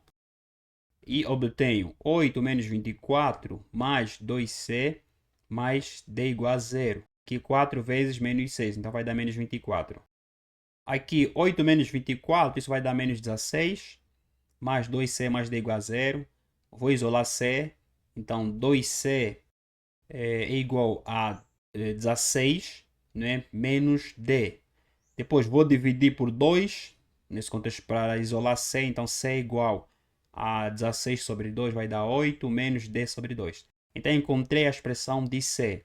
Tenho o valor de B, tenho o valor de C. O que me resta fazer é substituir B e C na expressão inicial. Então, vou substituir B e C na expressão inicial e obtenho o seguinte polinômio. P de x é igual a x ao cubo, D é menos 6, então menos 6x ao quadrado, mais aqui C é essa expressão, então 8 menos D sobre 2, tudo isso que multiplicar por x, mais D igual a 0. Igual a 0 por quê? Porque eu quero encontrar as raízes, ok, de P de x, e elas devem ser reais. Então, caio nesta equação do terceiro grau, e aqui eu vou aplicar o dispositivo de Briot-Ruffin, ok? Vou aplicar este dispositivo para transformar este polinômio em produto de duas expressões. Mas isso, o resto tem que ser igual a zero, ok? Tem que ser uma divisão exata. Então, primeiramente, vocês poderiam utilizar o método de Bezout, uma vez que eu fiz a consideração que 2 é a raiz. Então, vamos lá, substituindo 2 aqui, vocês terão, portanto, 8, 4, não é? 24, menos 16 aqui. Substituindo 2 aqui, vou simplificar, vai ter mais 16, ok? Então, menos D mais D, claro, é igual a 0. Então, 0 é igual a 0. Então, a afirmação anterior de que 2 é uma raiz é verdadeira, ok? 2 é realmente uma raiz. Então, pego neste 2, vou efetuar o procedimento de Briot-Ruffin aqui. Primeiramente, vou representar os coeficientes. 1 menos 6, aqui 8 menos D sobre 2 e aqui D. Aqui vou considerar o 2 a raiz, né? Vou descer 1, multiplico, somo, multiplico, somo, multiplico, somo e o resto é 0. Isso quer dizer que esta divisão é exata, então 2 é realmente uma raiz. Daí que x menos 2, tudo isso que multiplica, por x ao quadrado menos 4x menos d sobre 2 é igual a zero. Aqui, lei do anulamento do produto. Dois produtos são nulos se apenas um deles for nulo. Se este for nulo ou este for nulo, então este produto será nulo. Então é trivial representar este produto sob a forma de conjunto. Ok? X menos 2 igual a zero, então x é igual a 2. E aqui x ao quadrado menos 4x menos d sobre 2 igual a zero. Então não vou resolver, simplesmente vou analisar a expressão de delta. Tá? Para toda equação do segundo grau, de modo que existam raízes reais, então delta tem que ser ou maior ou igual a zero. Se delta for maior que zero, existem raízes x1 e x2 e serão diferentes. Se delta for igual a zero, existem raízes x1 e x2 e serão iguais. Mas se delta for menor que zero, aí não existirão raízes reais, senão complexas. Mas eu preciso encontrar raízes reais. Então digo que o determinante, que é b ao quadrado menos 4ac, tem que ser maior ou igual a zero. Então isso implica que b menos 4, isso é essa expressão. Então 16 mais 2d maior ou igual a zero. Vou isolar d. Então d será maior ou igual a menos 16 sobre 2, portanto menos 8. D maior ou igual a menos 8. Isso implica que, portanto, polinômio em 0 é igual a d, então polinômio em 0 também é maior ou igual a menos 8. Ou seja, P de 0 pertence ao intervalo de menos 8 até mais infinito, fechado em menos 8 e aberto em mais infinito. Eu quero encontrar o menor valor possível. Portanto, o menor valor possível deste conjunto é menos 8. Ok? Porque é o menor. Depois vem menos 7, menos 6 e assim sucessivamente. Mas o menor valor é menos 8. Então, como resposta, o polinômio 0 é igual a menos 8.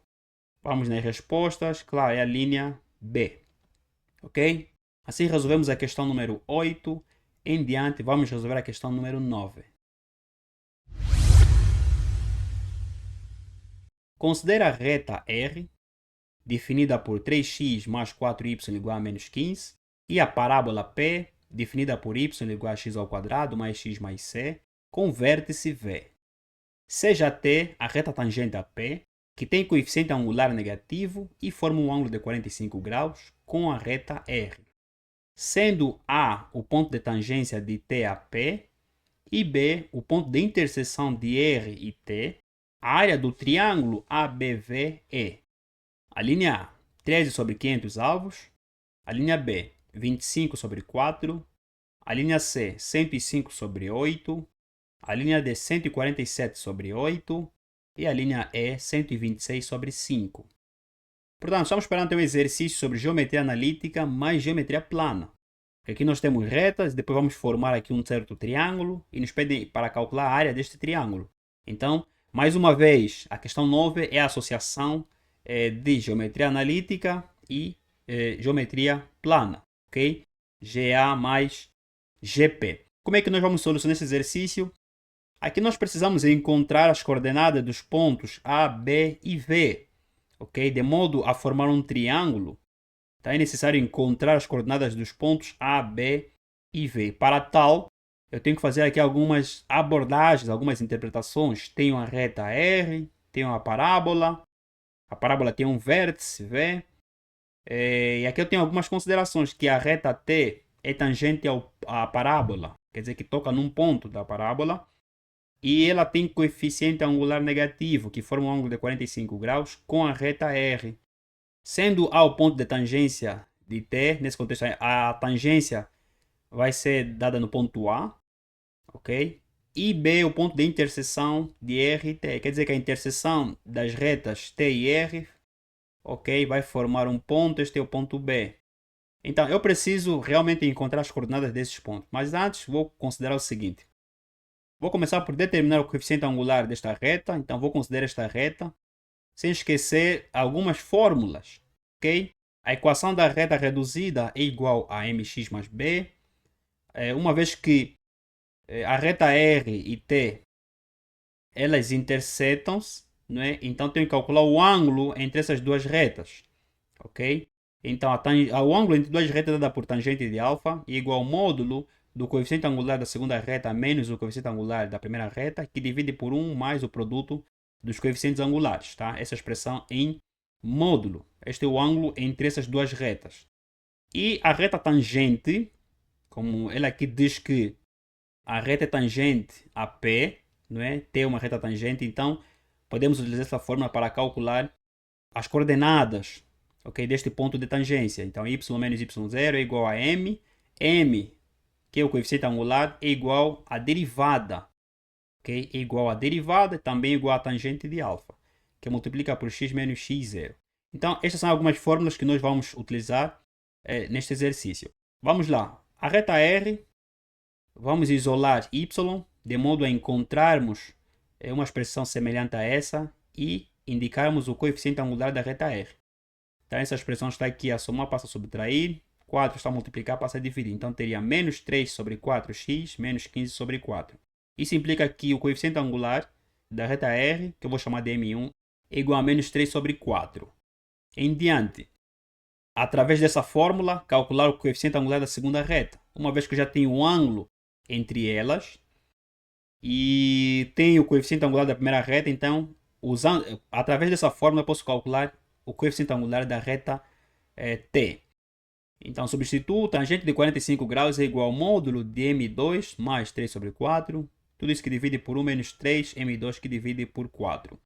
Aqui, módulo dessa expressão, isso será mais ou menos. Tangente de 45 graus é igual a 1. Então, tenho que 4M2 mais 3, que divide por 4, menos 3M2, igual a mais ou menos 1. Em diante, aqui eu vou ter um sistema de duas equações, pois aqui eu tenho que considerar para a primeira equação o sinal positivo, para a segunda o sinal negativo. E depois aplico o sistema cruzado, né? Então, obtenho esse sistema de duas equações. A primeira 4M2 mais 3 igual a 4 menos 3M2. E a segunda 4M2 mais 3 igual a 3M2 menos 4. Aqui é só resolvermos trivialmente, ok? Só resolvemos e vamos encontrar M2 igual a 1 sobre 7 e M2 igual a menos 7. Aqui, claro, né, você vai associar as expressões semelhantes. Isso passa para cá, isso passa para cá e assim sucessivamente. Isso aqui é matemática básica. M2 igual a 1 sétimo. Por que eu coloco em vermelho? Porque aqui a condição é que a reta T tenha um coeficiente angular negativo. Ok? Coeficiente angular negativo. Então, o primeiro valor é positivo, o segundo é negativo. Então, vou considerar somente o segundo. Tá? O primeiro descarto. Então, digo que M2 é igual a menos 7. Como eu fiz referência que M é o declive, nesse contexto, coeficiente angular da reta, e é igual à derivada. Então, a derivada de y é igual a m2. E isso implica o quê? Vamos lá. Vou derivar a parábola. Okay? Vou derivar essa expressão. Y é igual a x ao quadrado mais x mais 6. Obtenho 2x mais 1 é igual a m2. Tá? Igual a menos 7. Por que eu faço isso? Eu igualo para encontrar as coordenadas, não é, deste ponto de tangência. Então, eu derivo, igualo ao coeficiente angular, vou isolar x, então x é igual a menos 4, tendo x, substituo na expressão, ok, na parábola, e obtenho o quê? Vamos lá, 16 menos 4 mais 6, bem? Então isso é igual a 18, ok? Então y é igual a 18. Quer dizer que o ponto A, ponto de tangência de T a P, tem coordenadas menos 4 e 18. Já encontrei a coordenada do primeiro ponto deste triângulo. Então, a tangência entre a reta T e a parábola é dada neste ponto. Nós depois vamos visualizar graficamente. Em diante, preciso encontrar as coordenadas do ponto B e do ponto V. V, na verdade, vai ser trivial porque é o vértice, né?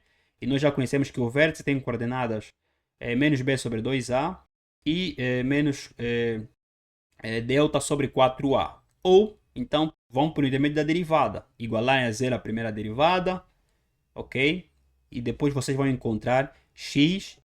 Esta parábola, vamos lá depois entender se é uma parábola voltada para baixo ou para cima. Claro, vai ser uma voltada para cima, ok? Porque tem aqui A, B e C são positivos, então é uma parábola voltada para cima. Então aqui nós temos um ponto mínimo, ok? Quando eu acho a primeira derivada igual a zero, vou encontrar x mínimo, depois substituo na expressão para encontrar y mínimo. Então aqui eu vou ter o vértice. Esta é uma forma de determinar o vértice por intermédio da derivada. Em diante, vou encontrar a equação da reta T, ok? De modo a encontrar as coordenadas do ponto B. Para tal, eu já sei que o ponto A é o ponto de tangência, Então, vou substituir aqui nesta equação as coordenadas do ponto A, menos 4 e 18, e o declive. Mas nesse contexto, vou substituir o declive M2, porque eu quero encontrar a equação da reta T. Então, y menos 18 é igual a menos 7, que multiplica por x mais 4, que aplico a distributiva, e obtenho que y é igual a menos 7x menos 10. Quer dizer que esta é a equação da reta T. Tem a equação da reta R e tem a equação da reta T. Claramente aqui o declive M2 é igual a menos 7. B é o ponto de interseção de R e T. É trivial, é só igualar, tá? Y igual a Y, então aí já teria o ponto de interseção dessas duas retas. Daí é o ponto B que eu pretendo. Então, menos 3 sobre 4x menos 15 sobre 4 é igual a menos 7x menos 10. Aqui é só efetuarem e teria como x igual a menos 1. A primeira coordenada do ponto de interseção é igual a menos 1. Substituo numa delas, ok? Então, y é igual a menos 3. Substituo ou aqui ou aqui. Então, vocês vão ter que y é igual a menos 3. Vamos lá verificar. Menos 3 vezes menos 1. Menos 7 vezes menos 1. Isso vai dar 7. 7 menos 10 vai dar menos 3. Então, o ponto B tem coordenadas menos 1 e menos 3. Okay? Então, estamos a resolver esse exercício de forma muito simples, fazendo a interpretação do exercício e utilizando algumas fórmulas básicas. Okay? Então, já encontrei as coordenadas dos dois pontos. A terceira coordenada do ponto do vértice, né, vai ser determinado por aquelas duas vias que eu fiz referência. Vocês podem utilizar uma delas, mas aqui eu vou utilizar a derivada, ok? Vou igualar zero a derivada, então, da parábola, ok? 2x mais 1 igual a 0, então x vai ser x mínimo, porque esta parábola tem concavidade voltada para cima. Será igual a menos 1 meio, então x mínimo igual a menos 1 meio, eu substituo. Aqui eu teria 1 quarto menos 1 meio mais 6, então isso vai dar 23 sobre 4. Então, y mínimo é igual a 23 sobre 4. Daí que o vértice é igual, ou seja, terá coordenadas menos 1 meio e 23 sobre 4. Tenho os três pontos. Em diante, vou fazer aqui o esboço de um pequeno gráfico para vocês visualizarem melhor. Então, vou esboçar o gráfico. Eu tenho a parábola P. Tenho a reta R. Ok? Depois, tem o ponto A que vai ter coordenadas menos 4 e 18, então menos 4 e 18. Ele diz que o ponto A é o ponto de tangência de T a P, ok? Então aqui eu tenho realmente um ponto de tangência, pois a reta T vai tangenciar a parábola no ponto A, então é o ponto de tangência, está visível. O ponto B é o ponto de interseção entre essas duas retas. Então, tem uma reta T, tem uma reta R. Elas intersetam-se no ponto B. O ângulo formado entre elas é de 45 graus. E o ponto V, que é o vértice, tem coordenadas menos 1 meio e 23 sobre 4. Então, para formar um triângulo, simplesmente unir esses pontos. Okay? Vou unir os pontos. Então, tenho aqui o triângulo formado. Ok? Mas não sei que tipo de triângulo é esse. Mas existe aqui uma fórmula para calcular a área de um triângulo formado por diferentes retas, ou quando nós já conhecemos as coordenadas dos vértices desse triângulo. Portanto, o triângulo aqui são 3 vértices, conhecidas as coordenadas dos vértices, então vamos utilizar esta fórmula da área. Ok?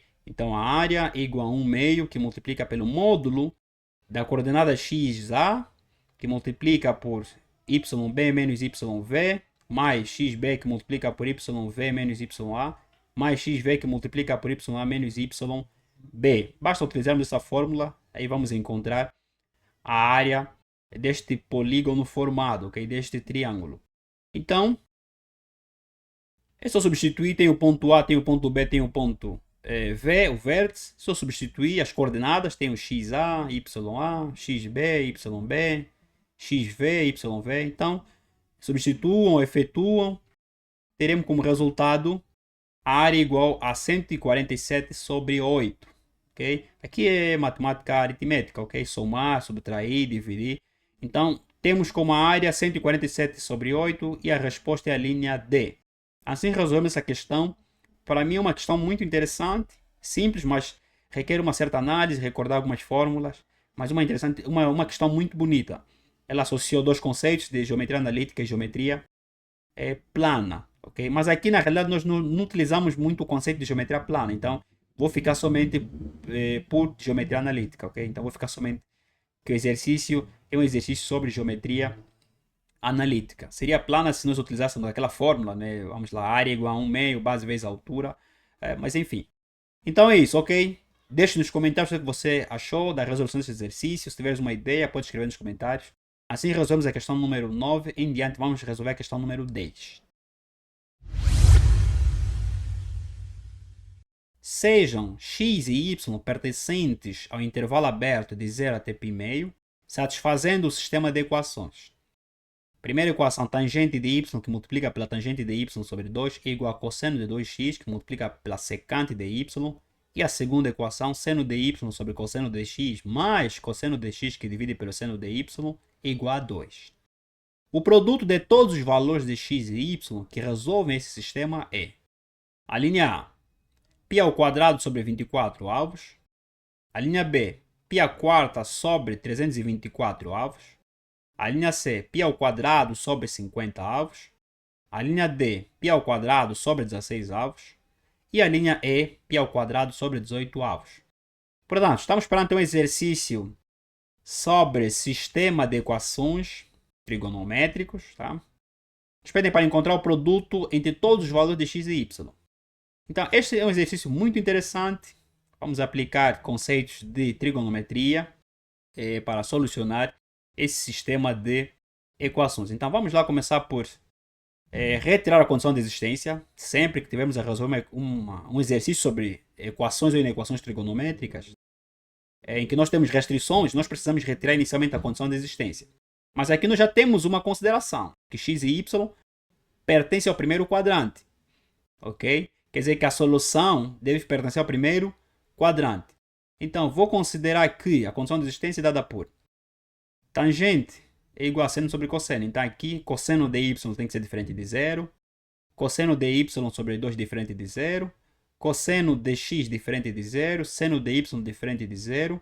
E x e y devem pertencer ao intervalo de 0 até π meio. Então, essa é a minha condição de existência. Vocês poderiam continuar a resolver, depois achar a interseção, mas aqui não é necessário, ok? Não é necessário. Em diante, vou utilizar as seguintes considerações. Vou utilizar essa primeira consideração e essa segunda fórmula. Já sei que a tangente de y é igual a seno de y sobre cosseno de y. E tangente de y sobre 2 é igual a seno de y sobre 2 sobre cosseno de y sobre 2. Aqui, para essa expressão, eu tenho aqui a soma de duas expressões igualadas a 2. Então, quando é que esta soma é igual a 2? Quando esta expressão for igual a 1 e esta for igual a 1. Ok? Já não tem uma outra abordagem senão esta, porque vejamos bem, o cosseno e o seno têm imagens de menos 1 a 1. Okay? Quer dizer que eles só podem existir neste intervalo de menos 1 a 1. O cosseno pode ser igual a menos 1, o cosseno pode ser igual a 1 e o seno idem. Então, esta soma só será igual a 2 quando o cosseno e o seno forem iguais a 1. Nesse contexto, o seno de y for igual a 1, o cosseno de x for igual a 1. Okay? Daí que é trivial considerar que esta soma é igual a 2 se somente se esta expressão for igual a 1 e esta expressão for igual a 1. Então, vou separar, vou ter aqui mais duas expressões a considerar. Ok? Então, em diante eu tenho esse sistema. Aqui eu vou utilizar a definição de tangente. Então, seno de y vezes seno de y sobre 2, que divide pelo cosseno de y vezes cosseno de y sobre 2, é igual, aqui secante é 1 sobre cosseno. Então, cosseno de 2x sobre cosseno de y, depois vou cortar. Já fiz aqui a consideração. Cosseno de y é diferente de 0, então posso cortar. E na segunda equação, eu aplico esta consideração aqui, de que seno de y sobre cosseno de x é igual a 1 e cosseno de x sobre seno de y é igual a 1. Quer dizer que seno de y é igual a cosseno de x, tá? Ou cosseno de x é igual a seno de y.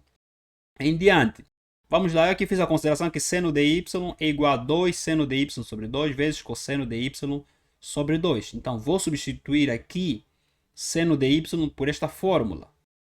Então, obtenho 2 seno de y sobre 2 vezes, vamos lá, cosseno de y sobre 2. Este produto aqui é o seno de y, de acordo com esta fórmula, vezes seno de y sobre 2.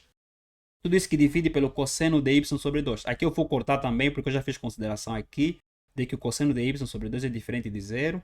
É igual a cosseno de 2x.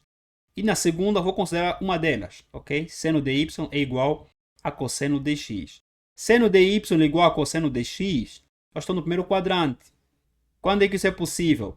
Quando y mais x for igual a π meio, ok? Quando a soma dos arcos for igual a 90 graus. Então estarei no primeiro quadrante. Daí que aqui eu vou multiplicar, ok? Então tenho 2 seno ao quadrado de y sobre 2 é igual. Aqui existe uma fórmula trigonométrica, né, que diz que 2 seno ao quadrado de y é igual a 1 menos cosseno de y. Aqui vocês podem em casa demonstrar a partir do arco duplo cosseno de 2 y é igual a cosseno ao quadrado de y menos seno ao quadrado de y. Então vocês vão cair nesta fórmula. Então 2 seno ao quadrado de y sobre 2 é igual a 1 menos cosseno de y. E isto é igual a cosseno de 2x.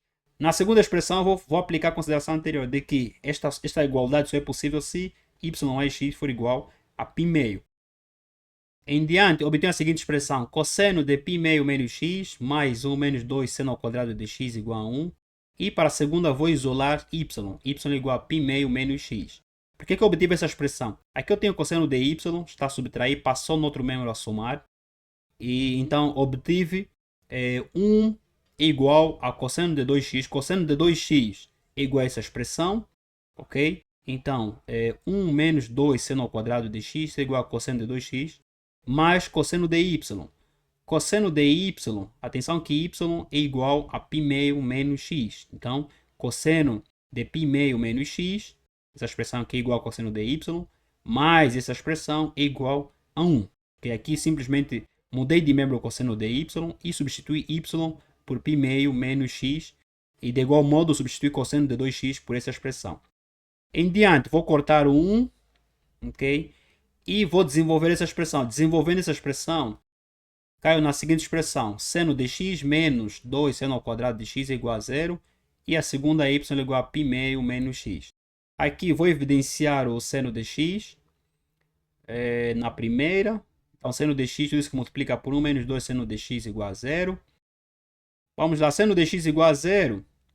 O que isso quer dizer? Isso quer dizer que o ângulo x é igual a 0. Ok? E de acordo com a condição dada, x e y pertencem ao intervalo aberto. 0 não pode fazer parte. Ok? Então, seno de x igual a 0. Vou querer dizer que o ângulo 0 graus faz parte deste intervalo, mas não é verdade. Então coloco em vermelho, excluindo, tá, este arco, ou este conjunto, né, de arcos. Ok? E resta-me apenas seno de x igual a 1 meio. Daí que vamos no círculo trigonométrico para saber onde é que o seno é igual a 1 meio. Portanto, primeiramente é que o seno é positivo no primeiro e segundo quadrante. E é 1 meio aqui.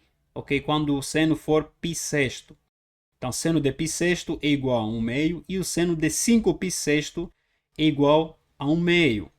Mas por que eu não representei aqui o seno de 5π sexto? Porque a condição de existência, ela diz que x e y pertencem ao primeiro quadrante. Então, de 0 até π meio. Ok? Então, o único arco que eu vou considerar neste intervalo, ok, que vai verificar, é o π sexto. Ok? Então, a solução desta equação é dada por x é igual a π sexto. Tá? É o único arco que se encontra neste intervalo de 0 até π meio.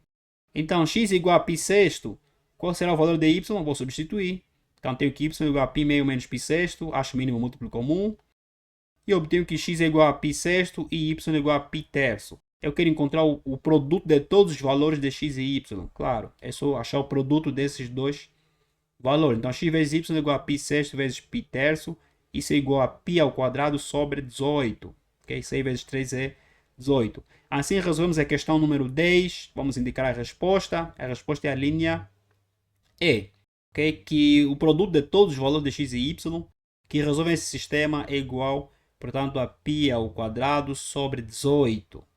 Tá? Assim resolvemos a questão número 10. Em diante, vamos resolver a questão número 11. Seja A igual a 1, 2, 3, 4, 5, 6, 7 e 8 elementos. A quantidade de bijeções de f, tal que A, aplicados em A, que satisfazem f de 1 menor que f de 5 menor que f de 3 e f de 7 menor que f de 2 é a linha A 3.360, a linha B 4.200, a linha C 5.040, a linha D 5.880 e a linha E 6.720. Aqui esse é um exercício muito simples. Nós temos aqui a quantidade de bijeções de f. De quantas formas nós podemos contar os elementos do conjunto A? De quantas formas? Aqui essa é permutação. A ordem não importa. Então, basta calcularmos a permutação de A, que vai ser nesse contexto 8 fatorial. Depois, que satisfazem essas duas condições. Temos a primeira condição e a segunda condição. Quantos elementos nós temos na primeira condição? São 3 elementos. Mas aqui não seguem uma ordem. A ideia é que eles seguissem uma ordem. Então não seguem uma ordem. Somente uma condição é que é verdadeira. Que f de 1 é menor que realmente que f de 5 e f de 3. Mas uma vez que os elementos são diferentes, então tem que seguir uma certa ordem. O mesmo acontece com aqui. Aqui, na segunda condição, nós temos 2 elementos. Então, o que isso quer dizer? Isso quer dizer que a quantidade de bijeções é igual à permutação, tá? P de 8, tá? Que divide... Vou retirar essas duas condições pelo produto, não é, da quantidade de elementos que nós temos aqui. Nesse contexto, este tem um elemento, outro elemento, outro elemento. Então aqui eu tenho 3, então vai ser 3 fatorial vezes 2 fatorial. Então, muito rapidamente, o número de bijeções é igual à permutação de 8, não é? E vou extrair, vou retirar o que realmente não condiz com a verdade. Ok? Uma vez que aqui eu tenho 1, 5 e 3, aqui eu tenho 7 e 2, o ideal seria colocar isso de forma crescente. Então, vou excluir o que não diz com a realidade, que é 3 fatorial vezes 2 fatorial. Daí que permutação de 8 é igual a 8 fatorial, não é n fatorial. Então, P de 8 é igual a 8 vezes 7, vezes 6, vezes 5, vezes 4, vezes 3, vezes 2, vezes 1, fatorial em 1, e é igual a 40.320. Daí que o número de bijeções é igual a 40.320 sobre 12, ok? 3 fatorial vezes 2 é igual a 12. Então, esta divisão é igual a 3.360, ok? Aqui, muito rapidamente, nós resolvemos esse exercício. Tá? Então, a resposta correta é a linha A. Então, a quantidade de bijeções será a forma como nós podemos contar A, que não importa a ordem, e retirar as condições errantes. Tá? Que são essas duas condições que são totalmente erradas, pois os elementos deveriam ser colocados de forma crescente. Então, o ideal é que teríamos f de 1 menor que f de 3, menor que f de 5. E aqui f de 2 menor que f de 7. Ok? Esse seria o ideal. Mas ele colocou desta forma, então significa que nós devemos retirar. Né? Na contagem de A, vamos retirar este elemento. Quer dizer, dividir pelo produto, não é? Dos fatoriais, que vai indicar a quantidade de elementos. Tá? Então, é a permutação de 8 sobre 3 fatorial vezes 2 fatorial. Esta é a primeira ideia. A segunda ideia, se vocês quiserem, eu vou apenas representar aqui de forma teórica. Então, vocês podem aplicar também esta ideia. Tá? O número total de bijeções é igual a n fatorial, é a permutação. Para n igual a 8, eu tenho que o número total de bijeções é igual a 8 fatorial. Então, desenvolvendo, 8 fatorial é igual a 40.320.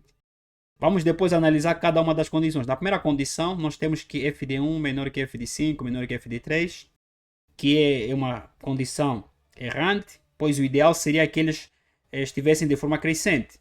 Uma vez que f de 1 é diferente de f de 5, é diferente de f de 3, e nós queremos que f de 1 seja menor que f de 5 e seja menor que f de 3, então, então são 3 elementos, o ideal seria que eles fossem colocados de forma crescente. Então, entre as 3 fatoriais, né, iguais a 6 possíveis ordens desses 3 valores distintos, apenas um satisfaz a desigualdade dada. Apenas f de 1 satisfaz. Então, aqui eu tenho 1, 2, 3 elementos, então é 3 fatorial, então é igual a 6. Logo, esta condição dada reduz as possibilidades em um fator de 1/6. Ok? Reduz as possibilidades que, quer dizer, temos apenas uma verdadeira, então vai ser 1 sobre 3 fatorial. Então é 1 sobre 6. Este é o fator de redução das possibilidades de que essa desigualdade deve ser colocada dessa forma. Então este é para a primeira condição. Para a segunda condição, f de 7 é menor que f de 2. Já sabemos que f de 7 é diferente de f de 2. Estamos aqui a induzir.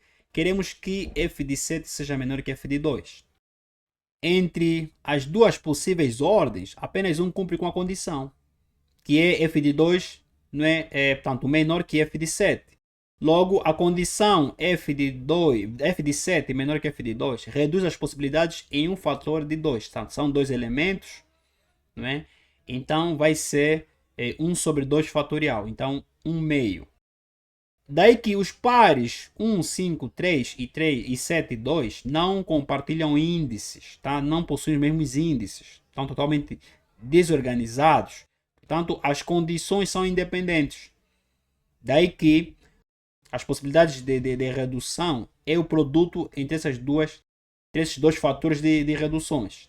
Tá? Vai ser 1 meio vezes 1/6. Isto é igual a 1 sobre 12 avos. E, por fim, o número de objeções válidas será o número total de objeções que multiplica pela quantidade de fatores de redução. Ok? Então vai ser vezes 1 sobre 12 avos. Daí que a divisão de 40.320 por 12 é igual a 3.360. Então, aplicando este conceito teórico, okay, também encontramos como resposta a linha A. Ok? 3.360 será, nesse contexto, a quantidade de objeções que satisfazem essa condição. É dada por esse conjunto A. Assim resolvemos a questão número 11. Em diante, vamos resolver a questão número 12.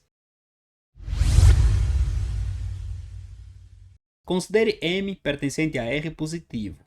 A sequência RK é uma progressão geométrica crescente de termos positivos de razão Q e termos iniciais R1 igual a Q. As circunferências CK, definidas por x menos RK ao quadrado mais y menos MRK ao quadrado é igual a RK ao quadrado. São duas a duas tangentes externamente nessa ordem. A expressão de Q em função de M é a linha A, raiz quadrada de M ao quadrado mais 1 que divide por M. A linha B, raiz quadrada de M ao quadrado mais 1 que divide por M, tudo isso ao quadrado. A linha C, raiz quadrada de M ao quadrado mais 1 menos 1 que divide por M. A linha D, raiz quadrada de M ao quadrado mais 1 menos 1 que divide por M, tudo isso ao quadrado. E a linha E, M ao quadrado mais 1 sobre M. Portanto, estamos perante um exercício de progressão geométrica mais geometria analítica. Então, como é que nós vamos solucionar esse exercício? Vamos começar por recordar o conceito de circunferências tangentes externamente. Portanto, circunferências tangentes externas. Ok? Tangentes externas significa que eles tocam-se num único ponto, né? Mas fora dos seus centros. Então, vou considerar aqui o esboço do meu gráfico. Tenho a primeira circunferência e a segunda circunferência. Elas aqui são tangentes num único ponto e essa tangência é externa. Então, podemos dizer que essas duas circunferências são tangentes externamente. Tá? Embora aquela aqui diz duas a duas tangentes, mas aqui eu representei apenas duas circunferências. Onde eu tenho o centro C1, centro C2, o raio, que é a distância do centro até a extremidade, R1, que o raio é R2. Então, quando é que essas duas circunferências serão tangentes externamente? Quando a distância dos seus centros for igual à soma dos seus raios, ok? Quando a distância do centro 1 até o centro 2 for igual à soma dos seus raios, tá? Esta é uma ideia. A outra ideia é que quando elas tocam num único ponto, não é? Externamente, quer dizer, fora dos seus centros, tá? E essa distância dos centros é dada pela distância de dois pontos, ok? É igual a raiz quadrada de x2 menos x1 tudo isso ao quadrado, mais y2 menos y1 tudo isso ao quadrado. Então este é o conceito de circunferências tangentes externamente. Partindo desse conceito, vamos resolver esse exercício. Então, vou considerar que os centros têm coordenadas. O centro C1 tem coordenadas, uma vez que aqui me foi dada essas coordenadas, né? Vamos lá, a sequência SK é uma progressão geométrica. Então, eu tenho aqui os centros, tá? RK, MRK, ok? Então, C1, centro da primeira circunferência, vou considerar como sendo RK e MRK. O raio R1 vai ser, nesse contexto, RK, ok?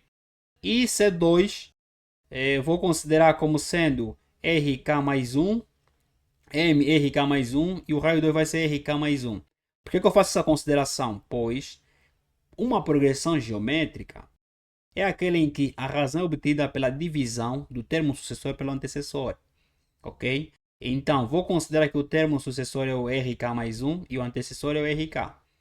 Tá? Então, K é igual a essa expressão. Tá? Vou considerar simplesmente a expressão, a última expressão, que é RK mais 1 sobre RK.